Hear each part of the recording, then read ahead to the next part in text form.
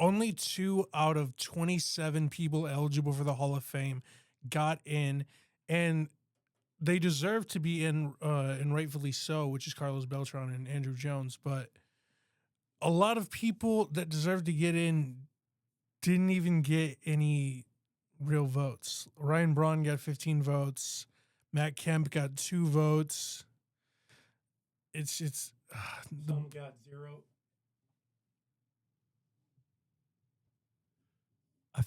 I was muted. You were trying to silence me. Some got 0 votes. That's true. Some got 0 votes. Yeah. I was singing into the, okay, folks, sorry. I was singing into the microphone. He got offended by my gorgeous singing voice. Okay. Which I kind of offended myself, so I'm glad he muted it. But still, he should have unmuted me when we started the podcast. But I forgot. It was so long. He wouldn't shut up. This is the pre-show, so I guess it's all right. Or the cold open. Yeah. Carlos Beltran deserved it. Andrew Jones deserved it. Chase Utley most definitely deserved it, but didn't get in. Andy Pettitte deserves it. Felix Hernandez most definitely deserves it. One of the perfect games, a Cy Young, the first Cy Young ever to have a negative record and win the Cy Young. Yeah, it's like the same story every single time we talk about the Hall of Fame writers. They always piss us off. There's a lot of players that should be on it. I think Pete Rose is now eligible for it, and we already talked about. He won't get into the main ballot. Yeah, but still, I don't know. There's a lot of crazy stuff going on with the writers, good people that should be. Well, we talked about Lou Whitaker multiple times. He should be in it. Best second baseman of the 80s.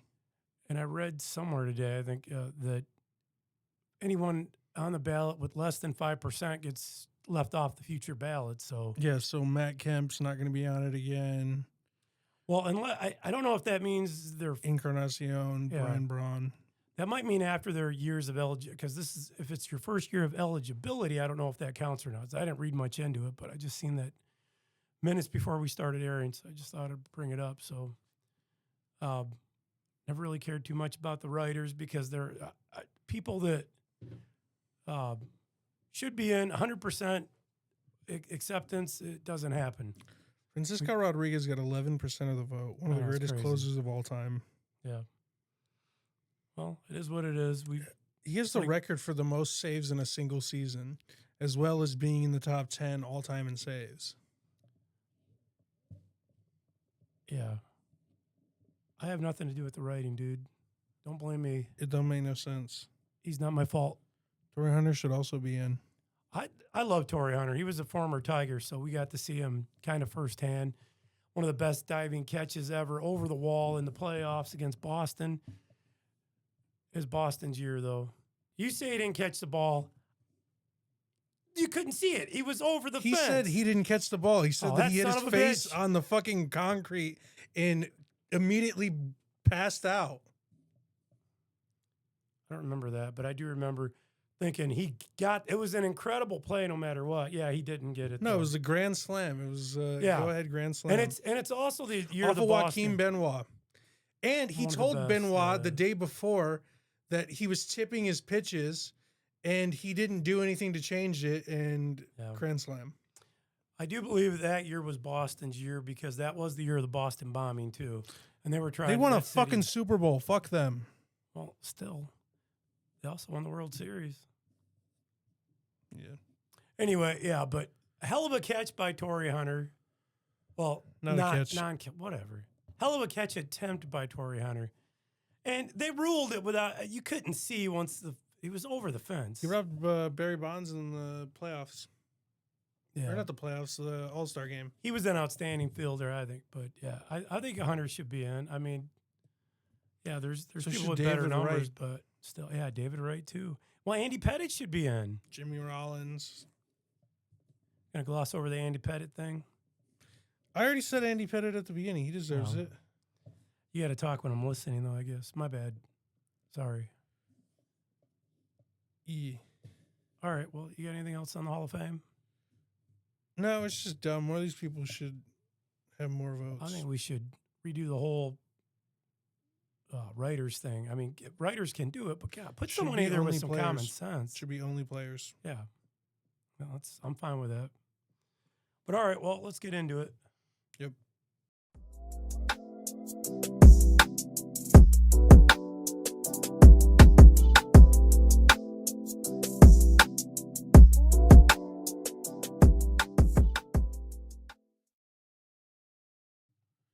And since we already talked about center fielders Carlos Beltran and Andrew Jones being elected to the National Baseball Hall of Fame, they are two of four center fielders to be elected to the Hall of Fame since 1981.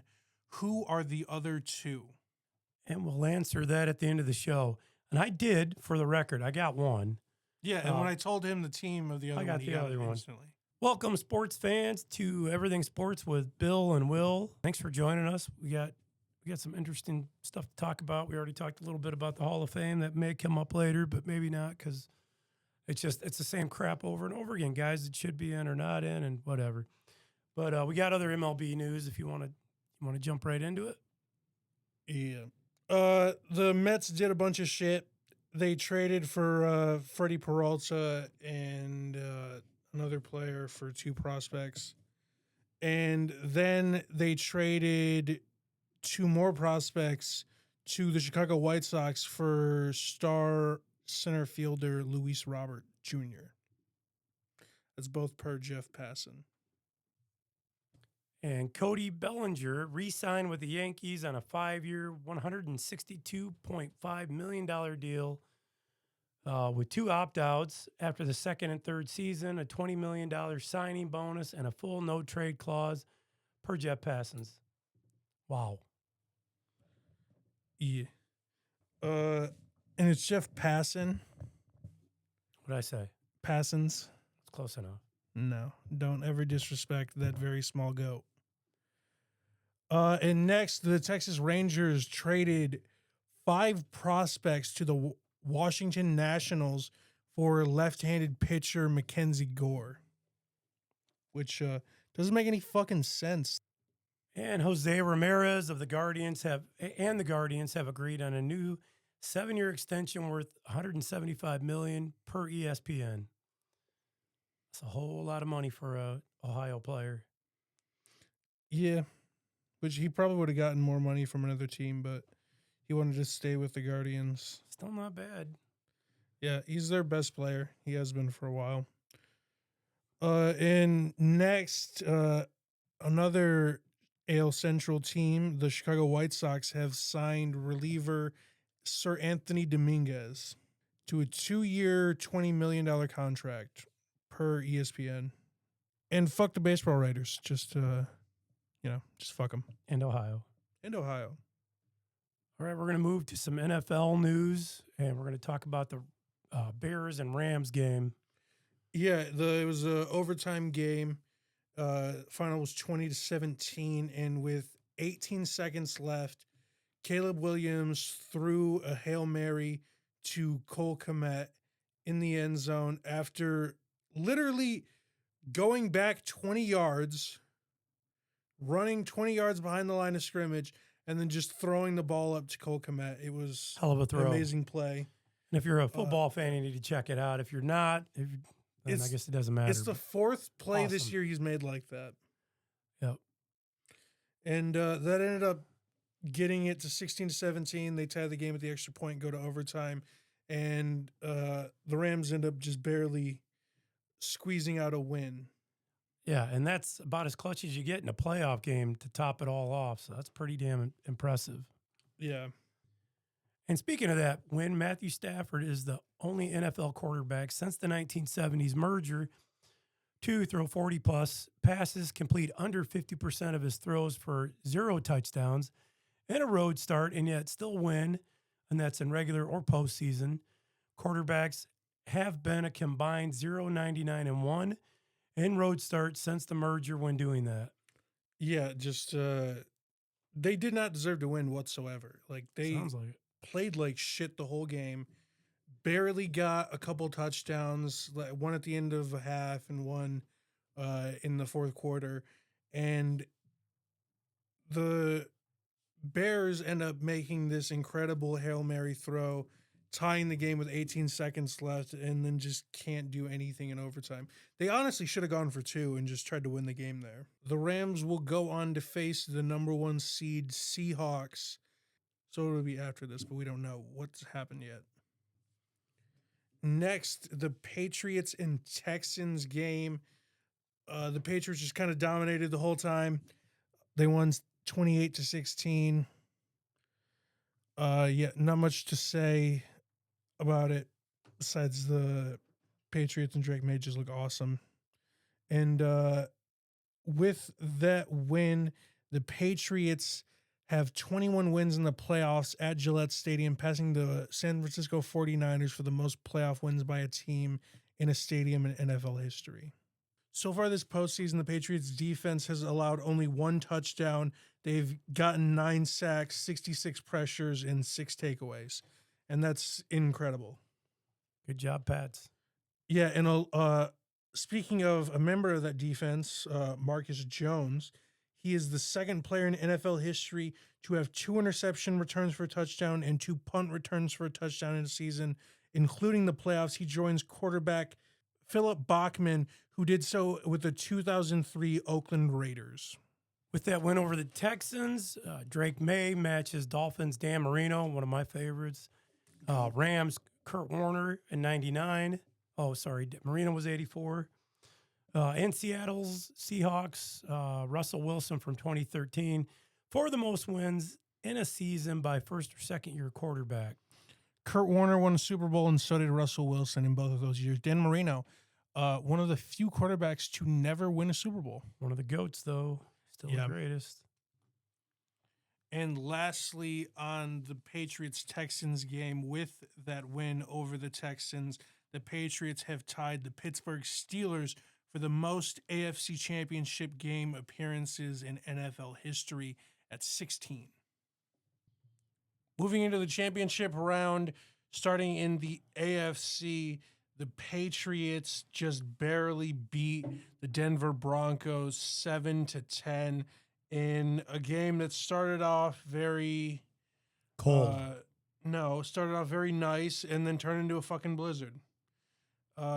Patriots, they traded touchdowns with the Broncos in the first and second quarter, and then got a field goal in the third quarter and never gave up the control.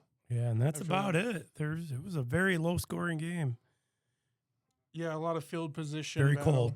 A lot of special teams. It was very cold, Bob. Very cold at the end. Nimna Bob. My Nimna Bob. And, the Patriots played pretty good. Their defense was amazing again, and this is the third game this season that the Patriots have faced a top 5 defense and beaten them, and this is the first time in NFL history that has ever happened. They beat the number 1 ranked Texans, the number 2 ranked Denver Broncos, and the number 5 ranked Los Angeles Chargers. And the Patriots became the first team in the Super Bowl era to reach the Super Bowl after hiring a new head coach and winning 4 games or fewer the prior season. Yeah, they had a crazy turnaround. Drake May in his second season, Mike Vrabel in his first season as head coach. Just insane. It's pretty impressive. It's a generational. It might be the best turnaround in NFL history, if not of this generation. I mean, I don't remember another team winning 4 games and then coming back and going to the Super Bowl the very next season. Worst to first, that's pretty good. I don't know if they were the worst lab, but they were. Yeah, I'm pretty sure they were the worst in their division. Yeah, so not bad. Baseball's a little bit different when they do it because there's 162 games when you're dealing with 16 or now 17. That's hard to overcome. But they did it, so congrats to the Patriots for making the Super Bowl again without Tom Brady. Yeah, first time making it back to the Super Bowl without Tom Brady. Yep, we'll see if they can pull it out, which I know that's your team going in. And as of this recording, we're watching the final minutes of the Rams and the Seahawks, which is not going very good for the Rams. They're down 4. Yeah, it's a close game. Anything could happen. We've seen some magical moments in playoffs in the past, and so anything can happen. But yeah, it's they're down, and they need to get control of the ball and make something happen real quick. Yeah, the Patriots are also the first team in NFL history to make the Super Bowl in 5 consecutive decades. The 80s, 1985 against the Bears. The 90s in 96. 96 or 97 against the Packers. And then the dynasty in the early 2000s, the dynasty in the 2010s, and now 2026. Yeah, it's pretty cool. Good legacy. Well, unless you're not a Patriots fan. The Patriots were also the only team undefeated on the road this season. They are 9-0. And before this game, the Broncos had never lost to the Patriots at home in the playoffs. They were 4-0, and now they are 4-1. Yep. And Drake May joins Tom Brady as the only two quarterbacks in Patriots franchise history to lead their team to a Super Bowl in either their first two seasons. Drake May also has passed Tom Brady for the most playoff rushing yards by a quarterback in Patriots history. Brady played a total of 41 playoff games for New England, and May broke that record in his third playoff game. And lastly, for the Patriots, head coach Mike Vrabel in year one had 14 regular season wins, a 9-0 road record, the AFC East champions. They are Super Bowl bound, and their quarterback is an MVP finalist. And they only won 4 games last year. Yeah, that's crazy. And lastly, on the Patriots pressured quarterback Jared Stidham on 13 of 28 dropbacks through 3 quarters, which is 46%. And he was just 2 for 9 for 4 yards and 3 sacks with a lost fumble on those plays. Switching over to the NFC Championship game now, the Seattle Seahawks advanced to Super Bowl 60 in a thrilling nail-biter against the Rams. It came down to one final play where Puka Nacua caught the ball going towards the sidelines and didn't quite make it out of bounds. And the clock ran out and they lost the game. But, the Seahawks were basically in control the entire time and just kind of dominated the Rams. I don't even think they had a lead that entire game. It seems like every time the Rams scored, Seattle would come right back with another score. So yeah, and they were already up 1 score, so it just kept making it worse. Yeah, I don't know. Interesting game though, but it had to be cold there too. It wasn't nearly as cold as the Patriots game. Yeah. I think they were in just the teens, 14, 15 degrees. Here it was a balmy 5 degrees, which was 22 below zero on Saturday. So Saturday morning. So 5 is pretty damn good considering that's a big jump. But anyway, back to the game. I know you're kind of disappointed because you wanted Matthew Stafford to. I don't really care. Make another world. Honestly, it makes it better because now I can just root for Drake May and the Patriots. Yep, there you go. It would have made it a little bit more conflicting with it being Matthew Stafford, but he's already got a ring, so fuck him. He does, right after the very year after we traded him.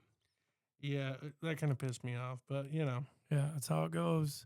But we did get a really good team with, it's just too bad we didn't do much this year, or as expected anyway. Yeah. They tried, but so there you have it. Actually go for it. Yep. And in other news, the FBI is investigating Colts owner Jim Irsay's death and examining his relationship with a recovery doctor who prescribed medication for and ketamine per the Washington Post. So we don't know where that one's going quite yet, but it was basically just on the relationship between him and the doctor. There's a lot going on with doctor. Well, they said the doctor was responsible for way back in the day Michael Jackson's death. They said the doctor something happened with Matthew Perry. I don't remember what came out of that, but they said it was. Oh, it was a drug dealer. Okay, I thought something. He might have been they might have been a doctor, but they were just giving him. I think they prescribed him stuff they shouldn't have because he was in recovery himself. So. He was a recovering addict for alcohol and other. I don't know if it was other stuff. It was a lot of other stuff. It wasn't Prince something involved in that too that they give him. I don't know. There's a lot of conspiracy theories that the government killed Prince. You never know a lot of the shit that he said. Oh, well, I don't know. So you never know what's going on and with doctors and And pills, because pills affect just like every drug. I mean, someone Yeah, can, it's just your body's a chemical soup, and you're just adding different chemicals with drugs. yeah. So you never know how you're going to react until you have an overreaction to it. So, Yeah, and some people have a higher tolerance. So, yeah, just needs to be monitored and, yeah. Well, and if your doctor's prescribing it and he's, yeah. You I should would also have say an ethical doctor. That's trust your also a good doctor, thing. but if you can't trust your doctor, I guess you're in trouble. But Yeah. yeah, just always be careful taking other substances. Yeah, especially without a prescription. Yeah. Switching over to some injury news. Seahawks running back Zach Charbonnet suffered a season-ending knee injury that will require surgery per Seahawks head coach. And speaking of head coaches, I'm just going to quickly run down all of the head coaching news. The Bills fired head coach Sean McDermott. They have not, as of this recording, hired another coach. The Steelers, after Mike Tomlin stepped down, hired Mike McCarthy, the former Cowboys head coach. The Ravens hired Jesse Minter. The Giants, and I really, really like this signing, signed John Harbaugh. The Falcons signed Kevin Stefanski. The Dolphins signed Jeff Halfley. The Titans signed Robert Saleh. I also really like this one. And yeah, that's it for the coaches for now. The Bills still need a head coach. A couple other teams still need a head coach. I'm most interested to see who the Bills will sign because I have not liked Sean McDermott for a really long time. And Yeah. they finally got rid of him. I mean, a lot of other head coaches would have been fired by now. And the Packers released cornerback Trayvon Diggs. Yeah, they signed him right before their last game, and then they obviously lost to the Bears and then just let him go, which is like, okay. And for switching over to the NBA, I guess it's kind of big news. LeBron James' all-star start streak has ended after 21 straight years. Yeah, which he sucked ass this year. He didn't even play for the beginning of it, so yeah. Well, usually you get in a lot just for your recognition, though, just yeah, whether you're having a good year or not. But the I fans, think he'll get in as a reserve. Yeah, I think so too. But yeah, the starting streak has ended. Yep. And speaking of all-star starters, let's just go over the starters. In the 2026 West NBA starters are Luka Doncic, Shea Gilgeous-Alexander, Steph Curry, Nikola Jokic, and Victor Wembanyama. And in the East, the starters are Jalen Brunson, Giannis, Tyrese Maxey, Jaylen Brown, and of course, Detroit Piston Cade Cunningham. Woo. Woo! That's right. Give him the old Ric Flair. Woo! Go.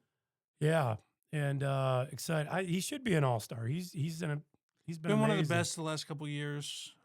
Just I wish there was more around him, but he's still amazing. Been doing a bunch of great shit. It's been impressive this year. It's exciting to watch. Yeah, and since you just brought up Giannis, after his last game, he told media that he has suffered a right calf strain and is expected to miss 4 to 6 weeks. It's tough. Yeah, it sucks. One of the greatest players in the league right now, and he's going to be out for an extended period of time. And lastly, for the injuries, thankfully, Jimmy Butler has suffered a season-ending ACL tear, which that sucks for the Warriors. Yeah. They're already very thin, and also sucks for one of the greatest players in the NBA. Again, Jimmy Butler missing the entire rest of the season. Going into the NBA standings now in the Eastern Conference, the Detroit Pistons are number one at 32-11. The Celtics are right behind us at 28-17. 5 games back. That's still a decent lead. 5 games back. The Knicks are third at 27-18. The Raptors are right behind them at 28-19. And the Cleveland Cavaliers are right behind them at 27-20. And moving to the Western Conference, The Thunder is still on top, but they're not as impressive as they were at the beginning. They lost 2 to the fucking Spurs, and the Spurs came out of nowhere, and now we're second. Yep. Spurs are well. Anyway, Thunder's 37-9. Spurs are 31-14. So they're 5.5 games back. The Nuggets are right on their heels, 31-15. Rockets are 27-16, and the Lakers are 27-17. So yeah, the Spurs have been very surprising with the way that they've been playing. yeah, Thunder's still 7-10, or I'm sorry, 7-3 in their last 10. But that's, I mean, they were. Yeah, they also lost their last game. They started the season at an impressive. They were on pace to break the NBA record for the most wins in a season. They had 1 loss for their first 25 games. Insane. That's insane. Yeah. Which they could still go on a massive win streak. They're still, a good team. But Pistons are catching. Pistons are right behind them with only a couple games behind them, and for the best record in they just NBA. have a few more losses. So go Detroit. Yep. Switching over to the NHL, Steven Stamkos of the Nashville Predators is the first player in NHL history to face a 3-0 deficit or worse, then score to break up the shutout, then score later to tie the game, and then score the game winner, all in the final 30 minutes of regulation. It's impressive. Insane. Switching over to the NHL standings now in the Atlantic Division, the Red Wings are on top at 32-16-5. Then the Lightning are right behind them at 32-14-4. The Sabres are behind them at 29-17-5. And in the Metropolitan Division, the Hurricanes are on top at 32-15-5. The Penguins are behind them at 25-14-11. The Islanders are behind them at 27-19-5. And before getting into the Western Conference, how awesome would that be if the Wings and the Pistons both won championships this year? Be awesome. Stanley Cup and the bringing home another world title. And the Tigers can if they actually try. No. They have a chance.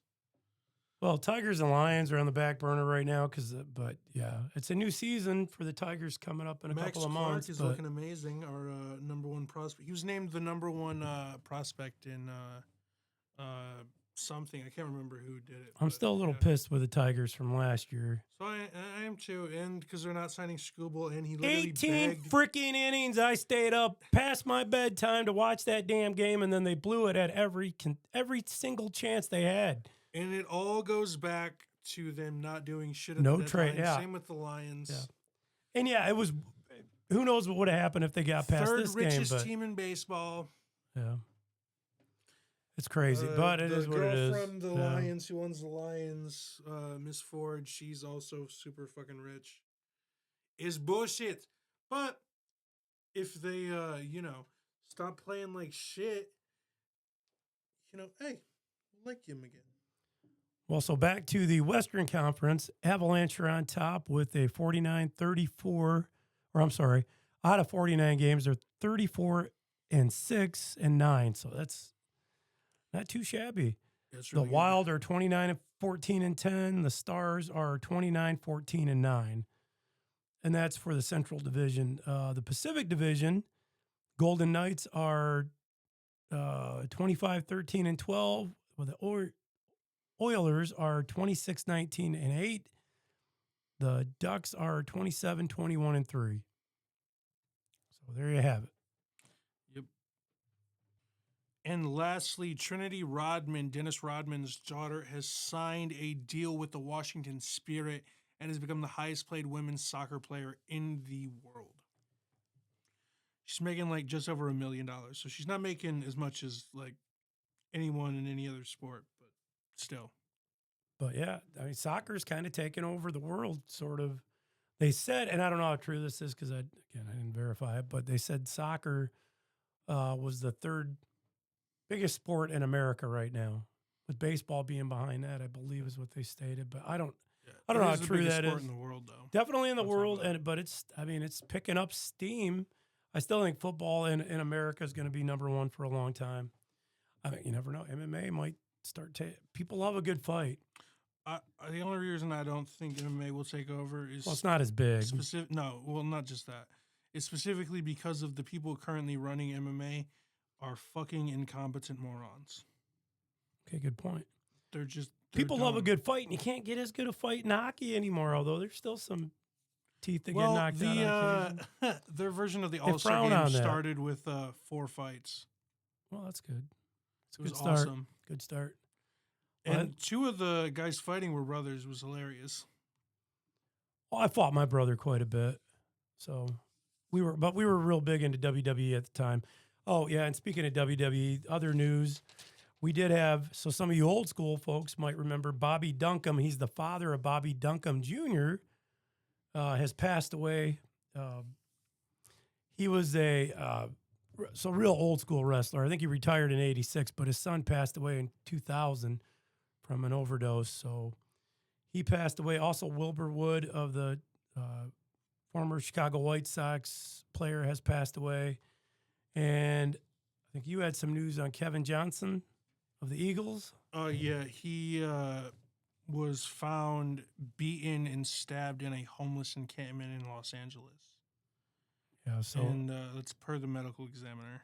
Yeah, so we're still waiting on more news from that. But anyway, so some tragic news there. Our thoughts and prayers go out to the friends and families, and of course all the fans from around the world. But that pretty much wraps it up for us. Thank you so much for joining us. And the answer to the trivia question that we ask in the cold open, for those that are wondering, it is outfielders or center fielder Kirby Puckett, who was awesome, and Ken Griffey Jr. Yep. Definitely, Griffey was one of the greatest of all time. But Puckett, for what Puckett was incredible. And he was gone way too soon.